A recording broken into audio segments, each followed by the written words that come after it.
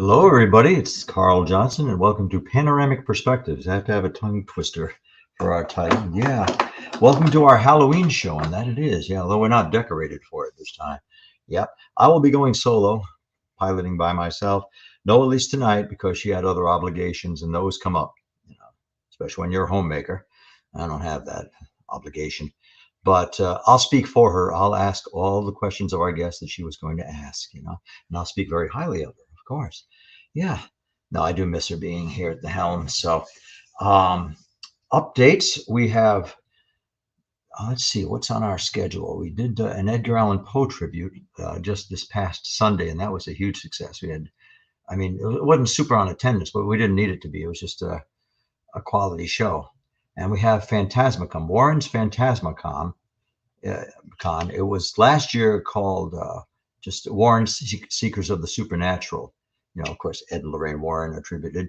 And it's going to be an immense gathering. This is going to be in Ledyard, Connecticut at Mohegan Sun Casino. And that's going to be a meet and greet party on Friday night. And then the real conference, which is going to be huge, as in we're anticipating around 7,000 people. And that's going to be on Saturday, this coming Saturday, the 28th of October. So looking forward to it. Why not? I've got transportation coordinated and everything. So I'll be representing Panorama Paranormal there, and just all the wonderful people who associated with the Warrens, as did I. I knew them well. I've investigated with Ed and Lorraine Warren and knew them well. They had dinner at my parents' house. So you meet people who actually met Ed and Lorraine and people who wish they had. And I can talk about my experiences with them. Well, on to our guest, because I usually give like 5 minutes of intro on what we've been up to and all, but I want to get right to this man because his time is limited. Mr. John Ozuna, and I think that's the only way you can pronounce his name. He is an actor, but not, if there is such thing as a typical actor, that's not him, because he is a fight coordinator and stuntman, so he takes the falls. He's not someone that calls for the stunt double to come in. He is the stunt double. So, if he's getting ran by a car falling down steps, that's really John. I met John a month ago. Now, it's been a month since I met him in New Orleans at Fear Fest New Orleans, and we just hit it off. We had a wonderful time. We shared stories, and, we'll share some more tonight. I don't think he's told me everything about himself. So, again, my name is Carl. Let's see, do I need to turn off these lights? No, I think we're good enough. Okay, this is our stage lighting.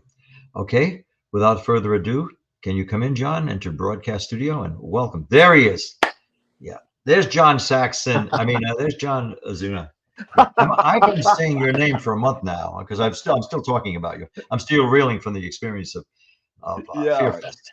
Yeah, and it was fearful, and it was a success, but a strange one. It really was. It was successful in a lot of different areas in terms of the community, the hospitality, the coming together of individuals who have led their lives away. I mean, they led their separate lives, and then they finally meet.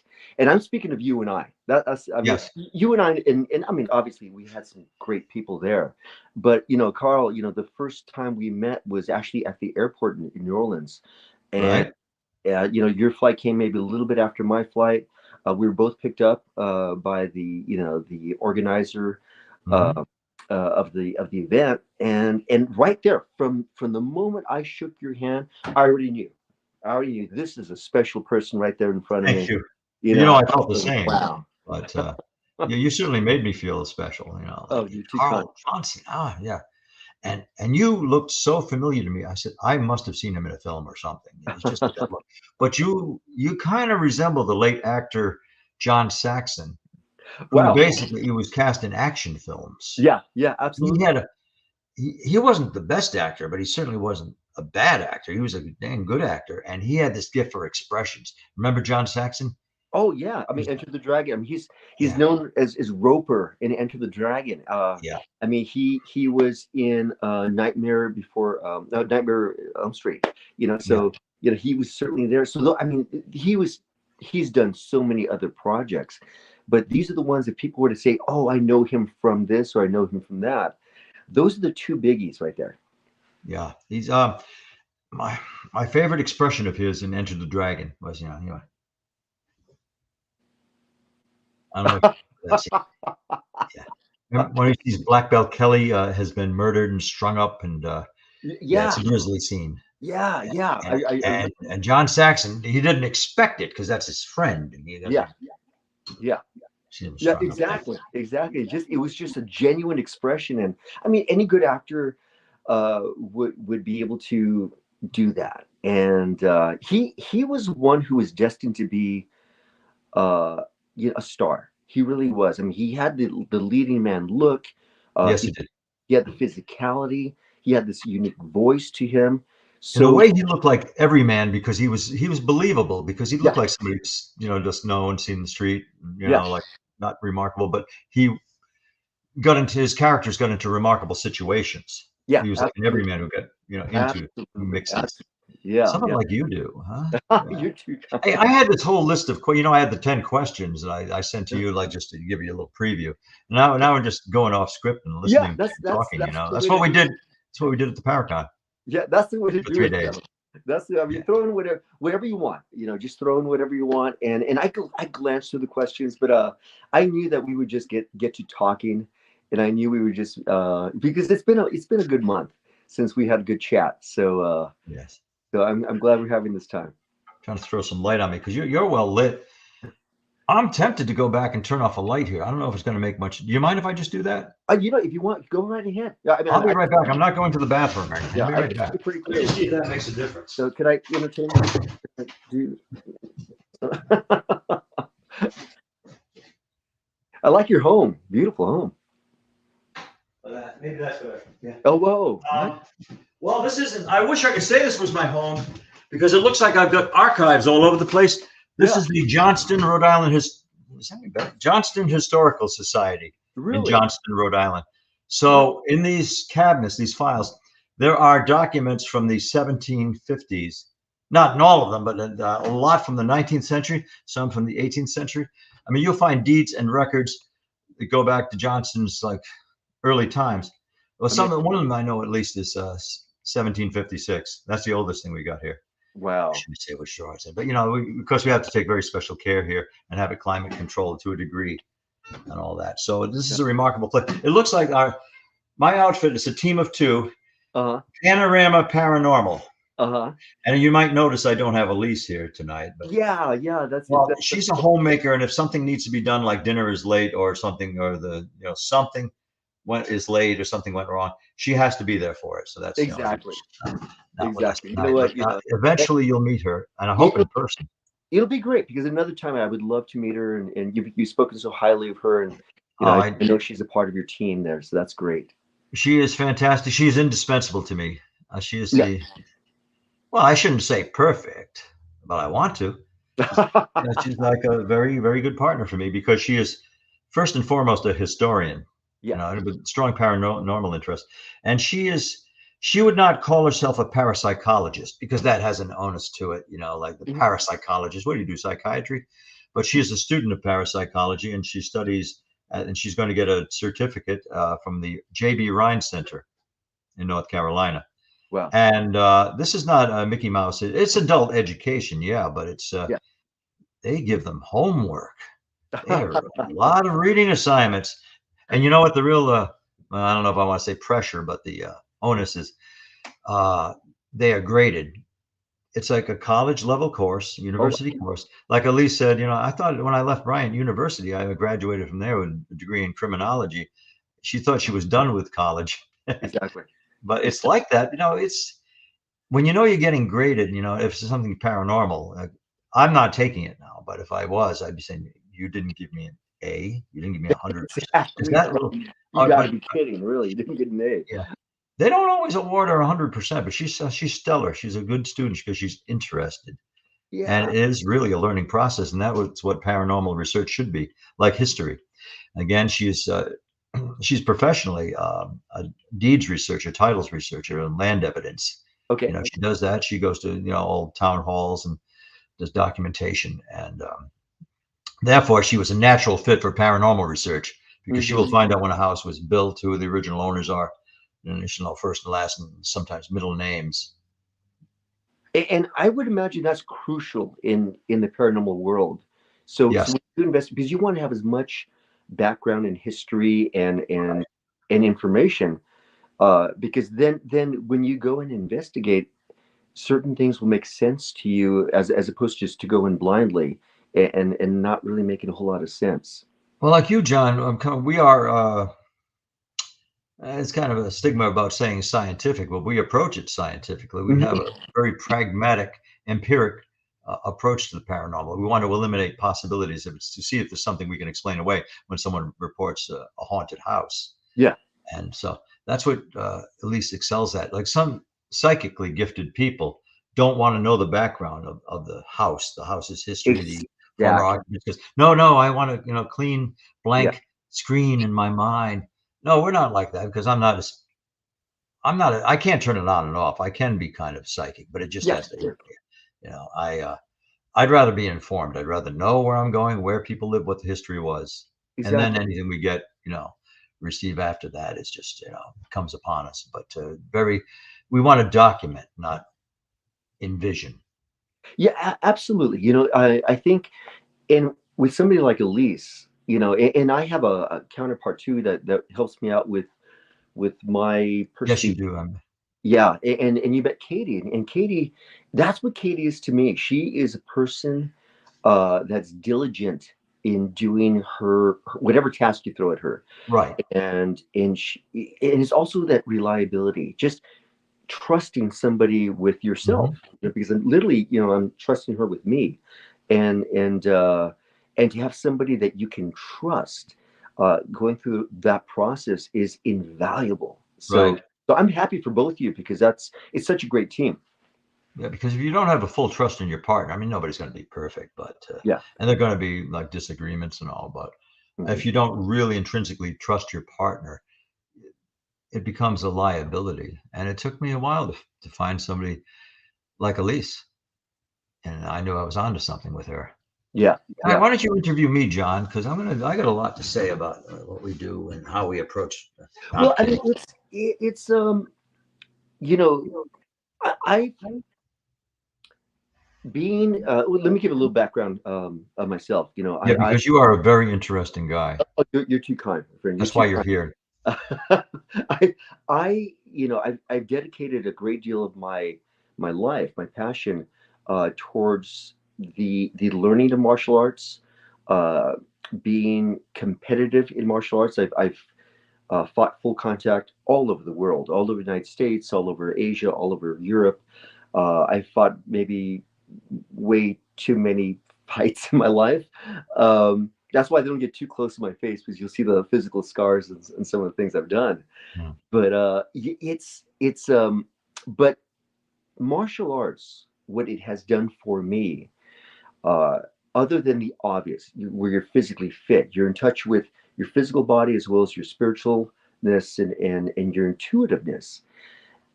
And what it's done for me, it has helped me open portals, if I could use that name, open portals within myself to be accepting of any information. And where people tend to kind of compartmentalize themselves, and they kind of close doors or build walls around themselves, Yes, and yes. they only have a very narrow perspective on things. If it's not Because it can make things easier to understand if limited understanding. exactly, if it's not tangible, if they can't see it, taste it, feel it, hear it, they don't believe in it. And we know that even um, our pets, animals, are instinctive in sensing danger, and it's for self-preservation. We all have a sense of self-preservation, so Yes. we will know when something's not right. But also, when they feel there's a presence that we cannot see, they will Hmm. sense it. And unless we ourselves are receptive and open and to those things, we will not hear it, we will not see it, we will not feel it. Right. But the fact that we can sense it. So what I'm getting at here, it's kind of a long way of getting to my point here. So in my pursuits in terms of martial arts, that has given me the tools to be more perceptive, and then lending that into my film work. where I'm acting, depending on the characters, now I become more receptive to everything, my environment, people's emotions. Right. In Chinese martial arts, they call it qi, which is like that. The chi, the inner core, the soul, Yeah, exactly, the the internal animus. soul. So that's where I feel so fortunate that when I do pursue certain things, I feel things that somebody else could have the opportunity to feel, but don't, simply because they shut it out. They just shut it out, you know. And so when you and I met, and that was the great thing, when you and I met, and the first moment when we shook hands, already I felt it. I felt a kindness. I felt somebody who has history and experience and humility. And when you come across somebody like that, you know they know stuff and they've experienced stuff in their life, you know, and obviously you have. So Well, I specialize as a demonologist, so I took yeah, kind of a convoluted path to paranormal research. yeah, yeah, yeah. You know, and so because in one of my characters that I played, I was Yes. um, I think the one film that I've done where it's really crossed over into the paranormal interest and supernatural and demonology is uh, I played the lead role in a movie called Demon Fighter, and Hmm. in that movie I play Father Michael. You know, I play a priest that's an exorcist. But he doesn't start out that way. He doesn't start out with faith. He doesn't start out with somebody who dedicated his life to God and to his faith. He started out uh, being an innocent child in the worst of situations, where his Right. mother was a drug addict, a heroin addict, and a prostitute, and he was among all this that was happening. There was no male figure in his life. His and I saw my mom die in front of me of an overdose, and then, you know, and my character goes into a juvenile system, then eventually Right. into a prison. And there's a point, and then he turns his life around. Then he turns his life He's around. reclaimed, but he still has that edge. He's still roughly hewn because of his experiences, Exactly. So it's a priest which that's rough. benefit him. He's rough around the edges because he's had his experience and his history, where he's had to fight for his life. Now, if you see the movie, what he does is he does underground fighting so that he can win the purse from that, the money, and give it back to the church. And so he's doing what he knows he does well, and he shouldn't be doing. He's a priest, um, but he does that underground, and only to give back and say thank you. Um, but that also, you know, that again, that for me, that opened the doors. That really opened the doors for um, the paranormal umbrella of what I do, and things that happen on set were unique. Yeah. I'm scanning the questions here in the panel, and I think as we converse, they're all going to be answered. We have Ajong Sardi, and she is writing from Indonesia. Oh wow. Yeah. So you already have some international fans, but this is going to increase your fan base. And Sarah's, a regular guest, and it's good to see her. And she's one of the questions I posed to you. She's asking that. Have you had? And here they come up. Yeah. Hmm. Have you had any experiences working on a cursed set? I like that because when I asked the question, I didn't say a cursed set. Have you, because of the subject matter? There are all kinds of anomalies happening with the production of The Exorcist. Exactly. Some of that's Exactly. legendary. So, have you had strange things happen because of the subject of the movie? Yeah, you know, absolutely. So again, the one movie that does stand out to me, um, again, it's called Demon Fighter, Demon and Fighter. and what it took for me to prepare for that character and everything that he goes through, other than just, you know, remembering the lines. I had like an 8 minute long monologue in one of the scenes, and so there was a lot Eight to. minute monologue. But Yeah. yeah, it was really long. It was Well, a lot. your character is so complex It is. that you It is have to have dialogue to explain what he exactly, is. exactly. He's not a three-dimensional, he's like a 12-dimensional character. Oh yeah, absolutely. But in answering the question, you know, on set, I remember we were in somebody's home, and we were both staying and also filming inside the home. But they were prepping one of the rooms for an exorcism to be performed in one of the scenes which I was in, and I was downstairs in the garage where they had already set up the garage as kind of a ritualistic, demonic, um, ceremonial area, and but there was nobody in there, so it was just me. I was in the garage, and there were a lot of artifacts and whatnot on in the area, and and I'm going through my lines. I'm getting into character. I'm going through, and the only way you can do that is have the kind of the solitude, just be by yourself. And you're going through it, and you're expressing it in different ways, and eventually you arrive at what feels right. But I heard something crash, and I'm looking around, and I don't see anything falling down, and I'm actually calling, hey, somebody in here? You guys here? Nothing. There was nobody there. And again, it's a garage. So Okay, you're talking about this is really you, yeah, not in the script. exactly. So Yeah. this is not the movie. This is what was happening in preparation for a scene. So so I'm in the garage. I heard this crash, and I'm thinking, okay, it must be outside, but it felt like it was inside the garage. And I'm looking around, and everything seems to be okay. So I'm thinking, okay, it was something outside. So I'm going back, and I'm again going into the script and my lines, and just kind of doing it very methodically, and then I hear another crash, and I'm thinking, well, this can't happen twice. So I'm looking around, and then they had a display of things that were firmly set on a table, Right. and it was all crashed. Because they can't afford something to tip over and ruin the scene with a sound, Exactly, extraneous sound. exactly. Yeah. And everything had fallen over. Now, it wasn't because it was, it was solid. So there would have been, what it would have taken for something to cause it to fall would have been a physical push, because on its own, it just couldn't have fallen down. There's a house in Harrisville, Rhode Island, part of Burrillville, Rhode Island. It's called, well, now it's called the Conjuring House. It's the Mhm. Richardson House, Yeah, Arnold House, historically. It was built in 1736, and now it's become famous because of the movie The Conjuring. yeah, And a séance was conducted there, and I was there for it. And it sounded like a big panel, boom, but nobody ever detected the source. Just a big noise, bang. I mean, everybody jumped.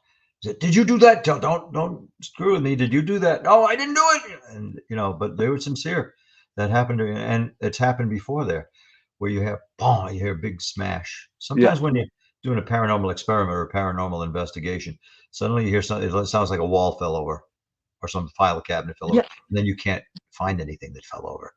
Absolutely. So it's real. And and again, it lends to what I was saying before. We are human animals, and I think Yeah. people uh, they get away from the fact that we're not. We are animals. We're human animals, so therefore we do possess the intuition and instinct of danger, presence, Right. Well, just and fine. The human race was at one time tenuous. Now we've exactly, got 7.6 billion people crawling around the planet, but it wasn't always that way. We exactly, needed our survival end, yeah. ex- Because the world populace, human populace has, exploded. It's grown exponentially. And absolutely. really, literally exponentially. So Yep. we needed those survival techniques and Oh, absolutely. intuition, Yeah, uh, intuition, exactly. fight or flight. All of those lend to sensing a presence and or danger, and that's what it was. So when I was in that garage, I didn't just hear and physically see a crash. I felt that I wasn't alone, and I made sure. I was yelling. I was, hey guys, is somebody in here? Nobody answered. Nobody was around. Nobody was close by. Everybody was on the second floor of this house setting up for the scene, and I was alone. I was alone, but I wasn't alone. Right. Yeah. I know what you mean. Yeah. Did you sense anything before that? Did you just kind of feel that you weren't, because our senses are valuable. Absolutely. When I went in, as I entered into the garage, you kind of just feel, for lack of a better way of saying this, you feel kind of a pushback of intuition. You just kind of feel something. And then, but again, I just kind of, because I was so focused on the job at hand and what I needed to do as an actor to really get the most out of the scene. So I'm just really focusing on my character and the lines and making sure that everything's there. And but it was just so undeniable. So it's just, I'm going through it, but then you would just kind of go, I'm not alone here. Somebody's here with me. I just can't see them. From time to time, the movie The Exorcist is remade, and they have quasi sequels and prequels. Yeah. Not successfully so far, I don't think. But if they come out and they're doing a casting call for The Exorcist, are you familiar with the cast of character and then the novel? Damien Karras, played by Jason Miller in the original film. Absolutely. That's you. That's what you should be cast at, because you have that, indefinable but ethnic look. Like, are you Italian descent? Are you, Greek? Nobody knows what I. Yeah, I mean, you're Native American half. You could, if you don't play Damien Karras, you should. Well, Tom Laughlin made that role famous. But if you could be cast as Billy Jack. If you get a Navajo. Oh my God! That, what? Other than Bruce Lee, Tom Laughlin was just one of my heroes. I love. Yeah, you remember Tom Laughlin. I love Billy Jack. I love Billy Jack. Married to Dolores Taylor. Yeah. They were married for so many years, and like when they were elderly, they were being interviewed, and she said, I can honestly say in the past 38 years, we have never considered divorce. Murder, yes, but not divorce. And he created that role, low budget and all that. And then they got a little more funding for his later movie. And but Billy Jack, he defined that. You were watching Billy Jack, you believed it. Exactly. You sold it. Exactly. It was an unlikely hero. It spoke to us at the time. Yes. It spoke to us, and it unveiled an obvious group of individuals, the Native Americans, that that have a history of having been invaded and massacred and the genocide that was involved. So it spoke to that, as well as current politics at the time, because of the the assassinations of JFK and Martin Luther King Jr. and Robert Kennedy. You say it's predicated on those upheavals, those assassinations, those profound losses. Exactly. Societal changes. Yeah. So I loved paradigms. I loved it. But so my native language is actually Spanish. So really? So now, do you speak That's Spanish? where the Ozuna comes in, right? That's where the Ozuna comes in. Now, when they see that my last name, they make the assumption it's Japanese, because they go, "Oh no." Oh well, with a Z in it. Yeah, you would think so. Yeah, they think I mean, how much English does he know, really? I mean, are we going to be able to get a translator here? Exactly. But Spanish is my first language. English is my second language. Even though I was born, in California. English was your second language? Yeah. Oh, yeah. English as a second language. I did not learn English until I was in the third grade. Oh, then with your parents and all that, you must still know it. You know what? Let me tell you. You can understand it. Yeah. My parents worked around the clock, and I come from a long line of migrant field workers. So they were the ones that worked the fields, and they were the ones that picked whatever was being harvested at the time. Right. And so we just grew up in a very poor, modest beginning of life, and then from there just exploded. But I also speak a little bit of Mandarin Chinese. I speak a little bit. I speak a little bit of German. I speak a little bit of Italian. It's nice to have a little foundation in all of these languages, where you can say 2 or 3 sentences, but you say them well. And when you travel, of course, the people, the populace, they appreciate that when you're trying to speak their language. Exactly. Yeah, it's too bad we don't have Elise here, because Elise speaks Spanish. Does she really? Oh my goodness! Oh, she would say she's not fluent, but she gets by. She gets by pretty good. She knows it. Yeah. That's cool. En mí, yo hablo español, pero yo te entiendo más. Y solo Busca, yo viví en Puerto Rico por 4 meses un tiempo, pero Cuatro. ahora no sabe mucho. Es busca y no práctica. Yeah. Pero lo hables muy claro. Qué Oh, bueno. God, yeah, so you understand, tú entiendes, yeah. You speak Pero un clearly. tiempo yo tengo una novia de España, entonces yo hablo español todo el tiempo. No, no mucho ahora. Isn't Well, that I think I strange? used it up except for naming animals. I think I was that's gonna about say, it, what isn't I've that got. strange how kind Thank you. of love makes us Yeah. learn as much as possible about that person's culture.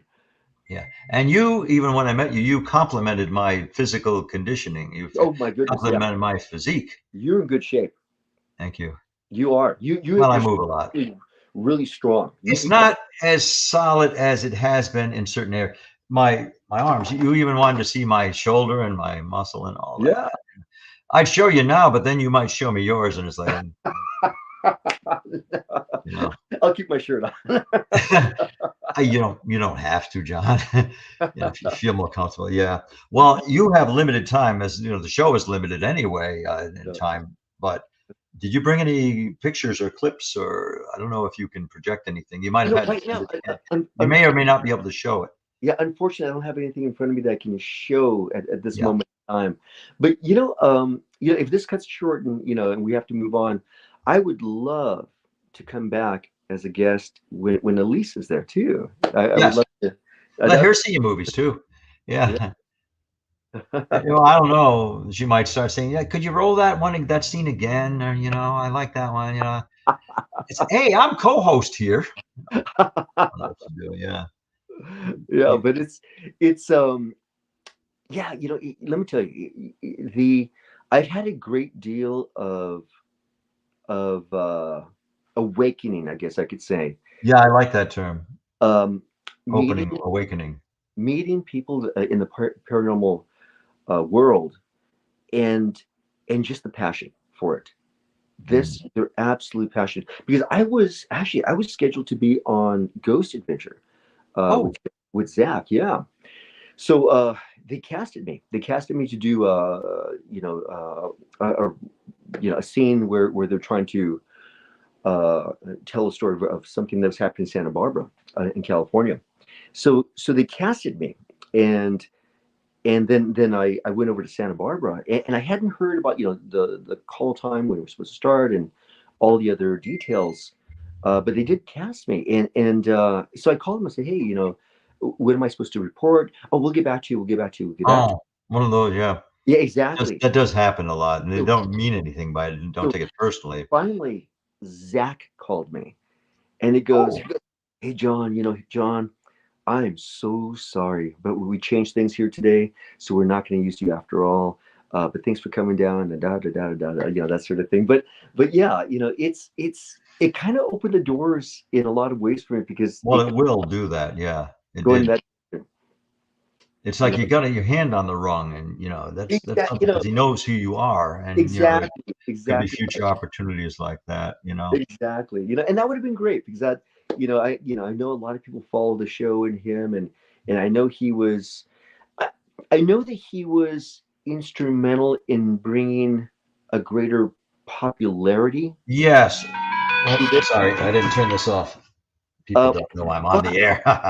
yeah, Yeah. but at the same time, I've had mixed reviews of people who've talked about him, Right.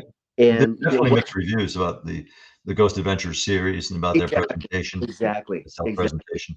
And it's to those that really take this seriously, to those that have really experienced, have had genuine experiences. Those are the individuals that seem to not particularly like the way it's presented there, Yeah. and I understand. I Well, a completely. lot happens in editing too. They use the highlights, the high points, and all that, so it looks larger than life. And yeah, he has the histrionics, but that's just his style. Yeah. I was on 2 of those episodes of Ghost Adventures, All and right. I Great. had very good interaction with him. I knew it wouldn't be bad, but I was kind of thinking that'll be perfunctory. We'll do it. And no, Yeah. I actually had very good interaction with Zach Bagans. And Yeah. it But was that's good. Yeah. good My experience interaction, for me. it was a good experience. In the way they handle it, it was fine. It was fine. And they called me some other time, say, hey, we're going to be close to your area, so we'll call you back, and that and the other. And that's always fine. That's always good. Yeah, I'm going to turn the sound off my phone so they don't get me anymore. Right in. 'Cause they'll keep after me. In fact, I'm going to turn it off for a little while, and people can just writhe and wonder where I am if they're not watching the show. Yeah. Okay. Well, we got this from Sarah. Aside from martial arts, do you practice anything else in cultivating your energetic self? And she means like an expansive sense of your energetic self, Well, your chi. let me. I am old enough to have lived a life where I've been humbled by life, and there's certain events within my family history, my personal history, that have taken place where for lack of a better way of saying it, they're tragic because they're loss of life and tragic loss of life. Where Oh, yeah. both my best friend and my father and company. John, I'm of an age where I can empathize with that. Yeah. Yeah, Having lost my parents and some people very close to me, of course, it's just the thing. It happens. It's and a cycle. it's a part of life. It's there's that certainty, but then when it happens so unexpectedly and when it happens so tragically, it marks you in a whole different way. And for me, once you go through the process of mourning and the loss and the tragedy, you make a choice whether to be happy or not. And I made a choice just to appreciate life and people Right. and It is people, a choice we can yeah, make at certain and times. people within it. And people within life, and every encounter is a wonderful encounter. It doesn't matter if it's even a kind of a heated argument. Um, and for me, the subject of martial arts, the subject of the acting, the art of acting, and everything that's involved with that, the subject of the paranormal, all these things are exciting to me. Yes. They're Well, exciting. that's what keeps us coming back, because every once in a while you hit the pay dirt, you get something Yeah, inexplicable and very interesting, and it makes you want to go for it again. A lot of it's like listening to audio tape and trying to pick out some kind of voice that might have been imprinted, yeah, and looking through a lot of pictures and film. yeah. But sometimes you really do get it. Being a demonologist, I've had, of course, real encounters that, like, now I know why I do this. Now I know why this fascinates me so much. Exactly, exactly, and that's what I love about it. And the way I feel about martial arts is the way I feel about acting, is the way I feel about other paranormals and aspects of it. If it makes you feel nervous and excited at the same time, Ah, then that's the right thing. that's You're a transcendental experience, I Yeah, call it, where you're nervous but excited, and want that rush again. And exactly. it is like that. Exactly, exactly. And in most cases, that would make people almost stray away from it and push Mm. away, and not pursue it because of how it makes them feel, because they are nervous and it's fear based. So you're questioning yourself whether you should ever pursue it because you're afraid of uh, failure. You're afraid of being criticized. You're afraid of being injured or hurt or any one of those things. So therefore, you never take those steps to really pursue it. Right. And for me, and I want to say for us, we do. That's what pulls us into it. I mentioned Ajung in Indonesia. She is gifted psychically, Mhm, and being an Indonesian culture, she's more receptive to it. But I don't mhm. mean imagining, because I know she has seen the detail and the more than coincidence the instances she's described. Yesterday, she saw a ghost, a female apparition. Wow. Now, for me, October 5th meant 2 years since I've seen a ghost. When I say see, I mean empirically, like I'm looking at you, and then all of a Exactly. sudden it's not there, you know. And she saw one yesterday, and Wow. observed it long enough to get into its emotion. Hey, I Wow. showed you something at Paracon, actually. I'm just thinking, I want to say it before I forgot it. I demonstrated the demon punch. Yes, you did. Yeah. You Now did. people think it is in a Yeah, sense you're right. foolhardy. I wouldn't recommend it to somebody who's just yeah. Oh, you do that fast, yeah? Because Yeah, you are in the Guinness Book of World Records, my friend, twice for the you fastest showed it punches. to me. Living in a minute, and I taught you this, and it turned out I'm not so slow either. And I taught you the demon punch. I don't know. I'm getting involved in the conversation, so I'm likely to show you and hit the screen because I have my distance glasses on, Uh, and that would be tragic because it's not my computer. don't do it. Yeah, but what I'll just say it briefly for entertainment purposes, Yeah. but it can be taken seriously. Demonic law states that no demon, if they appear in human form, they can't perfectly replicate the human form. And that's been borne out. There's always something missing. Like sometimes the eyes are just black and no eyeballs. Sometimes there's nothing from the elbows down. It's not a perfect replication of a human being. You look and there's something. Now, what I would advise a student to do is, if you find yourself in that encounter, and don't do it haphazardly, look with your mind's eye. That's the third eye. The third eye, yeah. And the pineal gland, and they say there's a remnant of a third eye. You use that psychically, and intuit what this apparition looks like, what the demon looks like. Look for that missing body part, and that's what you strike. You go like that, and you breathe, to control it, and then you reach out. But as you do, you go like this. You see, you don't telegraph it. In fact, as you're extending, you're also commanding your muscles to draw it back. So it's instantaneous. But you grab, as you do, you grab that spot that's missing out of the demon form, and then it's I'm revealed. He knows I'm not human. He can see me, and he knows I'm not human. Exactly. And it can have success. How real it is at times, it's subjective, but it seems to work. I have heard so many personal accounts of people's experiences with either with experiencing a ghost, experiencing a spirit, experiencing a demonic entity, but never have I said, well, I know I do this thing.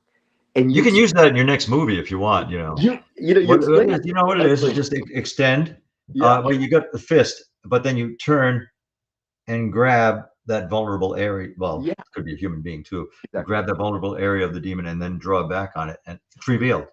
Yeah. I love that. That was, nobody's ever shown me that ever before. So I don't think anybody else ever will. that was it's another tool to have, in your investigative toolbox. If somebody specializes in demonology, it's something. Absolutely. Whether it's dangerous, and I don't know. You got to confront these things sometime. Yeah. Sometimes they have to be stood up to. Yeah. So what's next on your horizon? Be it paranormal research or movies or both? It's for myself, along with many other artists, we are on strike. So yeah, I've thought about you whenever I hear that, Yeah. Your t-shirt when we were at Parafest, exactly. Fear Fest, New Orleans. Yeah. ACTRA. And, exactly. So we are on strike. So right now, at this moment, there is zero work that we're doing. Yes, at AFTRA and it's two unions. Yeah. So it's the SAG-AFTRA, which is the SAG, the Screen Actors Guild. Screen Actors Guild, and then the television aspect of it. And so right now everybody is on standstill.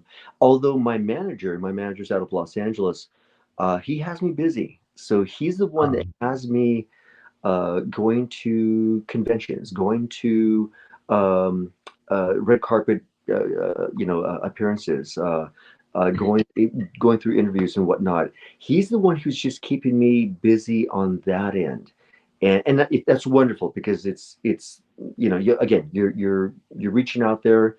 It's work that I can do under the criteria for SAG union member. So I'm just staying within what I can do. And now it doesn't mean I can't get casted.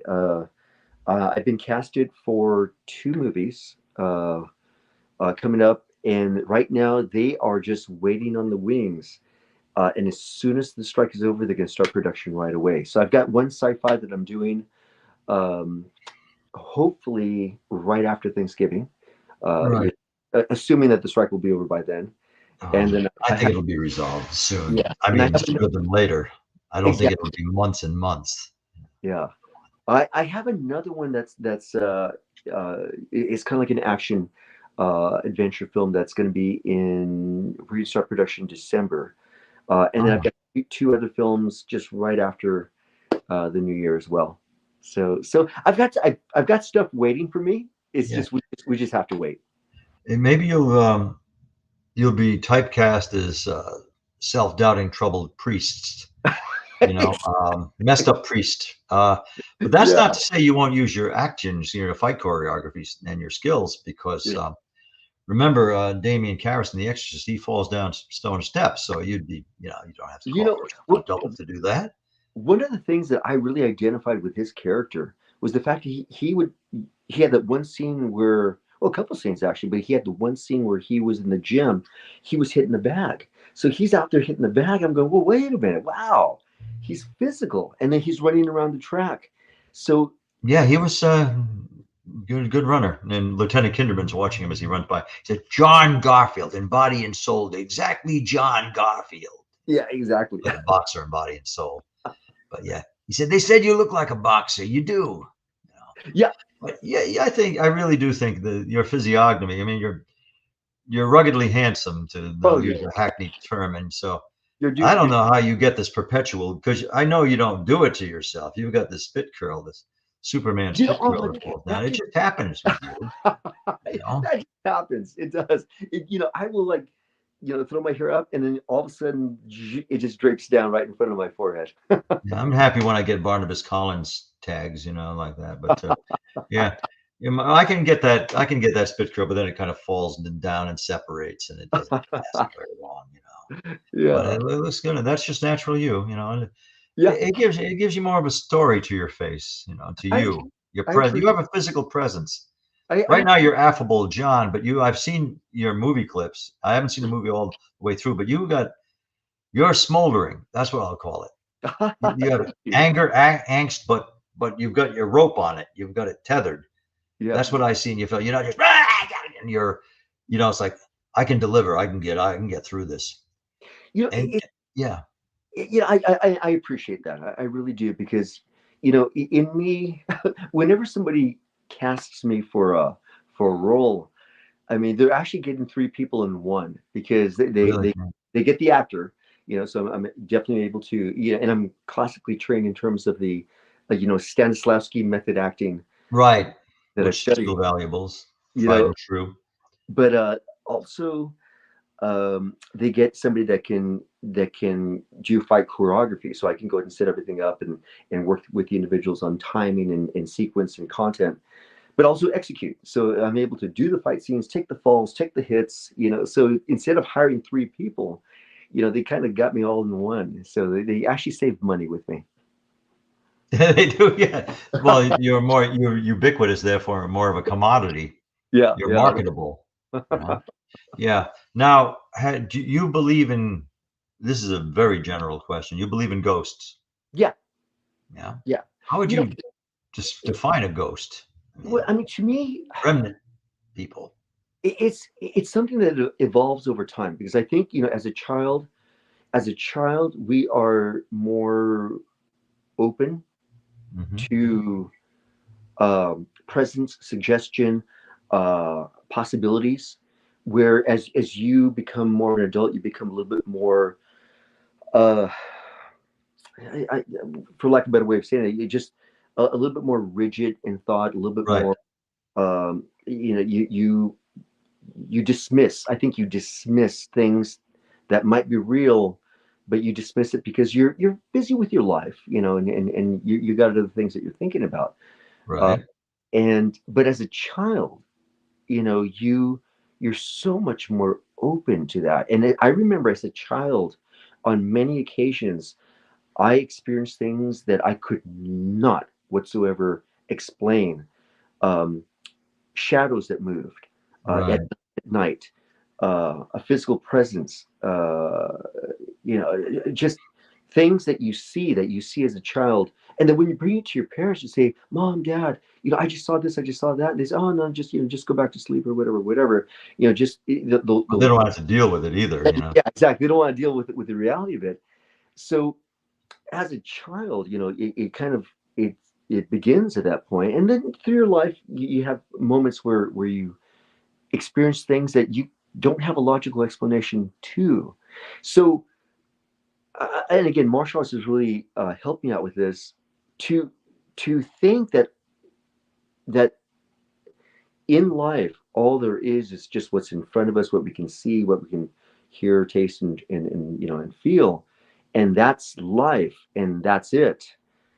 I think is just peeling the first layer of that onion.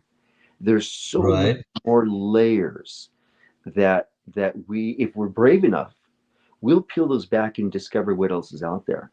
Hmm. And to me, when they think things are multidimensional, and of course, and that's where paranormal and the sciences, I think, work together. Um, Right.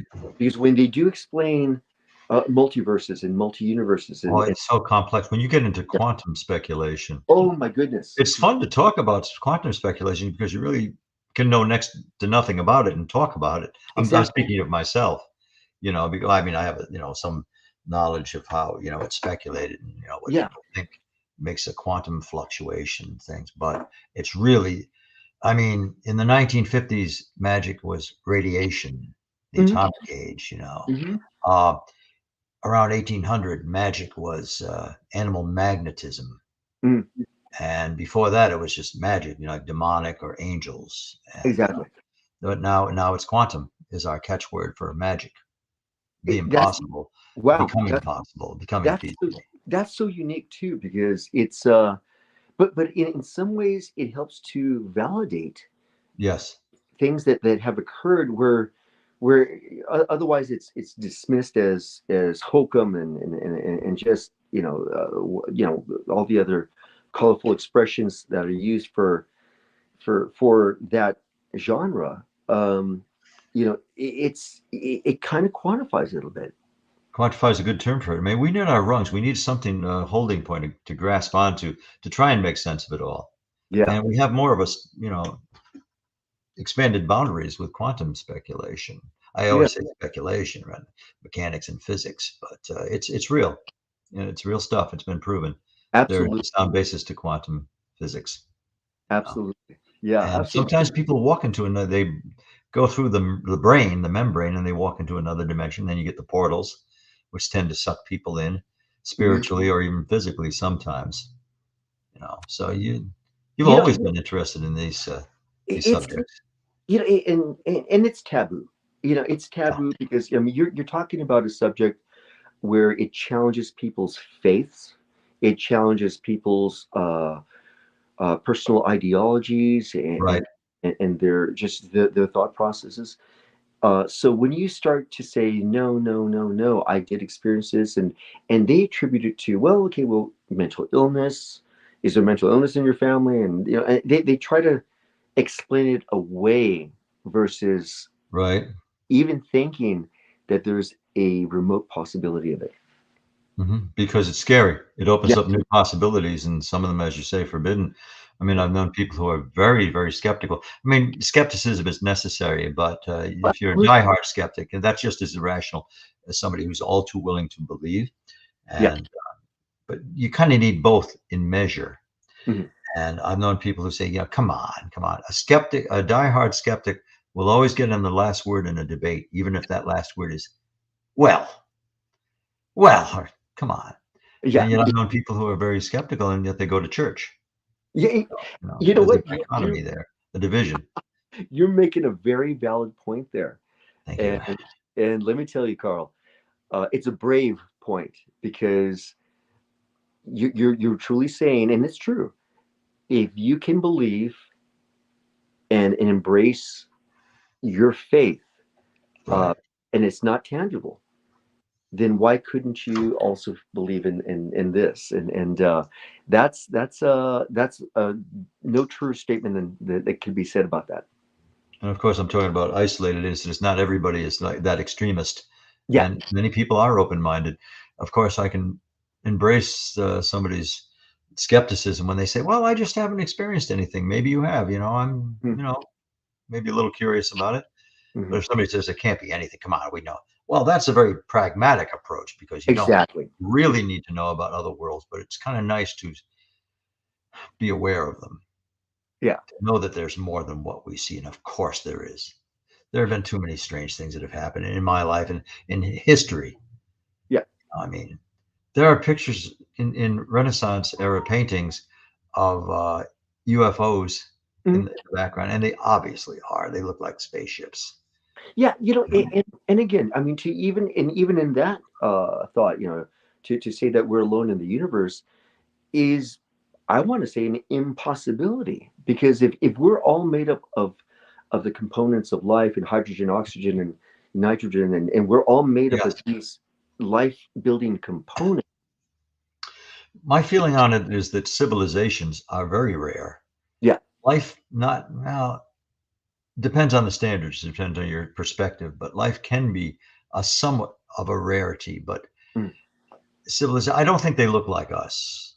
yeah, That would be implausible, but miraculous almost. But yeah. there's other intelligence out there just because of the magnitude of Mhm. planets out there that could sustain Oh life. my goodness, yeah, It's, absolutely. I mean, where we I don't live, even quote the figures because they're so like oh, absurdly astronomical. it's astronomical, and it's astronomical. But to think that it is beyond that too, because that's only what we are able to determine and classify. Okay, well, this is the vastness of our universe, but it probably quite a bit more than that, Well, and yeah, it to goes out say, there like 14.5, very rough estimate, of course, billion light years. yeah, Billion being 1,000 times a 1,000 times a million, which is 1,000 times 1,000, yeah, and that's as far as we can. It was 13.5 billion years approximately. We can see back, but that's only as far as we can see. yeah, And exactly. most modern physicists are certain that there's something beyond that. Yeah, absolutely, absolutely. And then when you get into that spectrum of it, then there's, then it gets a little bit into time travel as well, and Uh, and that principle, that philosophy, I and can recommend my colleague Mike Ricksecker. He's a journalist. He has podcast shows, and he has Travels Through Time. He's written, and I've just gotten into that, and it's mind-boggling yeah, it is. It is really, because I think when we you predict know, something psychically, I think that's a sense of a form of time traveling. yeah, absolutely, absolutely, my friend. Let me look at the time. Yeah, I don't want to let you go. Yeah, You've got someplace to be, but we got about like 5 minutes now. yeah, I feel the I same hate way, to be a buddy. bummer. I feel the same way. So, I think we just, like, this is the tip of the iceberg, my friend. This is Yes. the tip of the iceberg, and it's well, I just want to say it's a pleasure to be here, Oh, mine too. and I hope that we can maybe possibly make an arrangement in the near future to do this again, and hopefully with Elise. That'd be nice. She's like I said, I don't know if I should say indispensable because we're doing the show without her, but Yeah, yeah, she's certainly good to have around. She has a punchy style. She's a quick intellect, and she's funny as all heck. She, she'll come out with something like, "Am I going to laugh for the rest of the show now?" Uh, and she's not afraid to ask some tough questions because there's controversy. You step on people's toes when you're yeah, a paranormal researcher. It's inevitable if you disagree with yeah. certain people's views or have a contention. But sometimes you got to ask those questions. Sometimes you got to challenge. I'm surprised I haven't had my demonology license revoked because I'm just not a standard. I'm not a religious demonologist. I'm a secular, if that's the correct term. Well, I'm glad they're keeping you on. Yeah. Let me just ask you before you go. Were you being of like West Coast and Spanish Mm, heritage? mm. Um, would you ever have any exposure to Santeria? Well, that can be largely a Caribbean thing. Wow. You know what? That the Santa Maria, that is unusual, because I think that would be the broader, larger Yes. um, umbrella of religion. Mesoamerica influence too. Exactly. And yeah, growing up, and growing up in the Latin culture, folklore, um, spirits, demons, uh, el diablo, the devil. Right. These are all so present in many, many accounts of things that have occurred. So when they share a historical event, so much of that is involved and is integrated in the story of it. And my grandmother was the one who really, you know, pray. She was what they call a curandera. Yes. Now, Su abuela, curandera. yeah, Yeah. a curandera is a faith healer, and she was the one that would, like an exorcist, she would Right. take herbs and pray the spirits away from us. So when we were sick, in their belief system, they were spirits that were invading our bodies. So they would exorcise these things away from us. They would have prayers, and they would use all these uh, natural, things. And that was a big part of my upbringing, a huge part of my I upbringing. think the valuable part that you were exposed to that was part of your culture, your heritage. Yeah, absolutely, Yeah. absolutely. And in it, growing up, it was just a normal thing. And as you grew up, you realized not everybody had those experiences, and it made it really unique. And you start to talk to people about it, and they go, no, I mean, we never did that. And then and I've spoken to people that are in the paranormal world, and they explain that, yeah, I had this, that as a child, and go, okay, now we're talking the same stories now. So it's always great. Hmm. Well, now it's time to say goodbye to you. Oh, my friend. We got to do part 2 and part 3 and get Elise and I'll let Elise ask all the questions and do all the conversing next time Okay. because she certainly has her stories. Yeah. Well, I friend, mean, it's been an yeah, honor yes, be here with you. Let me tell you, it's been an honor.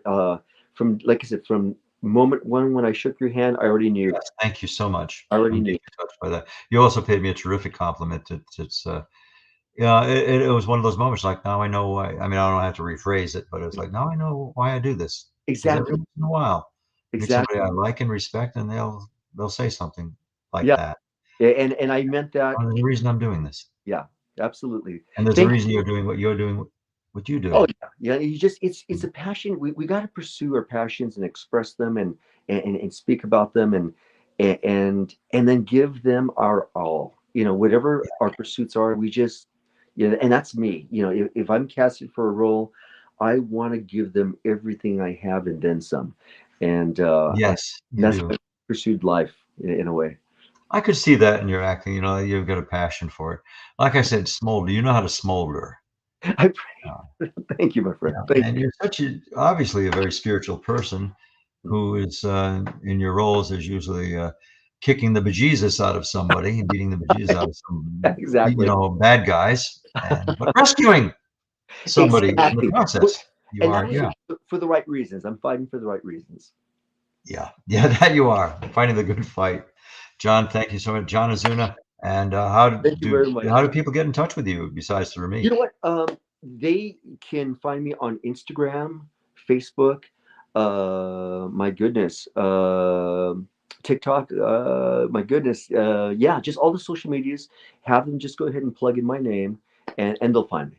Yeah, and we thank our producer Ken DaCosta of Dead Air Paranormal. Thank you very much, And buddy. who's always a godsend behind the curtains. Uh-huh. Pay no attention to that man behind the curtain. And Exactly right. yes. Aluminum. Anyways, Mhm. my friend, please take Yeah. care. Oh, remember to shut off your, to put exit studio because otherwise your ghost will linger, Oh, really? you know, kind of in the hard drive, You'll still, we could boot you in. That can make all kinds of problems with the screen, but you know enough to do that. Good luck on your venture because I understand you have to head out soon. Yeah, I do. I got to run to my next challenge. Okay. Okay. Can only speculate as to what that is. I think there's a reality to you that you don't normally, like readily discuss. Yeah. I think you're Yeah. kind of a superhero out there. Yeah, a little bit. And if they make another Zorro picture, I'd like you to be cast in that You too. know, If you can do that. well, you know what? Quick. I Yeah. was casted as Zorro.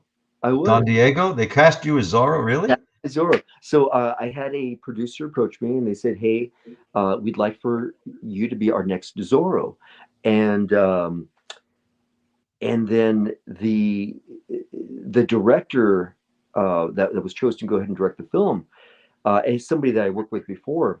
He goes, "Hey, John, okay, we're gonna work together again. Okay, you're gonna be Zorro. We're gonna do this, that, and the other." I said, "Hey, I'm excited. I'm great. This is fantastic. Part of my childhood."